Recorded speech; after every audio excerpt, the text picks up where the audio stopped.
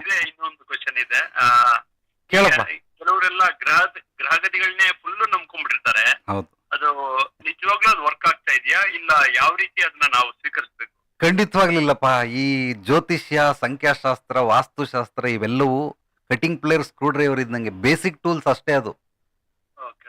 ಪ್ರತಿಯೊಬ್ಬರ ಮನೇಲೂ ಅಥವಾ ಪ್ರತಿಯೊಂದು ಗಾಡಿ, ಟೂ ವೀಲರ್ ಆಗಲಿ, ಫೋರ್ ವೀಲರ್ ಆಗಲಿ, ವೆಹಿಕಲ್ ಇರ್ಬೇಕು, ಅದರಲ್ಲಿ ಗಾಡಿ ಇರ್ಬೇಕು. ಎಮರ್ಜೆನ್ಸಿಗೆ ಏನೋ ಬಿಚ್ಚೋಯ್ತು ತೆಗಿಯಕ್ಕೆ ಹಾಕೋದಕ್ಕೆ ಬೇಸಿಕ್ ಟೂಲ್ಸ್ ಇರಲೇಬೇಕು.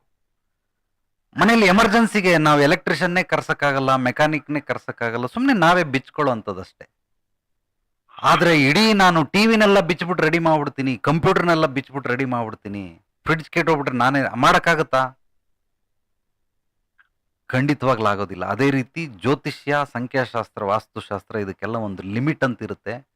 ಆ ಲಿಮಿಟಲ್ಲಿ ಮಾತ್ರ ಕೆಲಸ ಮಾಡುತ್ತೆ ಹೊರತು ಅದಕ್ಕಿಂತ ಜಾಸ್ತಿ ಇಲ್ಲ. ನೀನು ವಿಡಿಯೋ ನೋಡ್ತಾ ಇದ್ರೆ ನಾನು ಇಲ್ಲೊಂದು ಫ್ಯಾನ್ ಇಟ್ಕೊಂಡಿದ್ದೀನಿ, ತೋರಿಸ್ತಾ ಇದ್ದೀನಿ. ಈ ಫ್ಯಾನ್ ಅನ್ನ ಎಷ್ಟು ಗಾಳಿ ಬೀಸುತ್ತೆ? ಈ ಫ್ಯಾನು ಚಿಕ್ಕದು, ಒಂದು 500-600 ರೂಪಾಯಿ ಇರ್ಬೋದು ಅಷ್ಟೇ.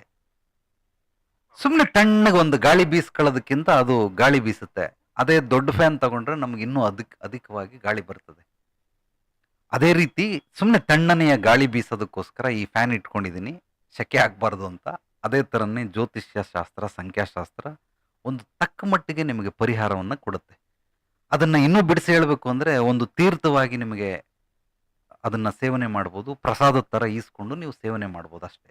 ಆದರೆ ಪೂರ್ತಿ ಊಟ ಅದಾಗೋದಿಲ್ಲ. ಅದನ್ನೇ ನಂಬ್ಕೊಂಡು ನಾನು ಬರೀ ತೀರ್ಥ ಪ್ರಸಾದ ತಿನ್ಕೊಂಡು ಜೀವಿಸ್ತೀನಿ ಅಂತಂದರೆ ಒಂದು 30 ವರ್ಷ 40 ವರ್ಷದಲ್ಲಿ ಸತ್ತೋಗ್ಬಿಡ್ತೀಯ ಅಲ್ವಾ?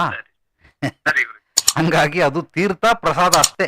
ಅದಕ್ಕಿಂತ ಹೆಚ್ಚಾಗಿ ನಾವು ಅದನ್ನ ಸ್ವೀಕರಿಸಬಾರ್ದು. ಅದನ್ನ ಬಿಟ್ಟು ಬೇಕಾದ್ರೂ ಬದುಕಬಹುದು, ಅದನ್ನ ಇಟ್ಕೊಂಡು ಬೇಕಾದ್ರೂ ಬದುಕಬಹುದು. ವಂಡರ್ಫುಲ್. ಧನ್ಯವಾದಗಳು ಮಿತ್ರ. ವಂಡರ್ಫುಲ್ ಕ್ವಶನ್ ಕೇಳಿದಕ್ಕೆ ಹೃತ್ಪೂರ್ವಕ ಧನ್ಯವಾದಗಳು.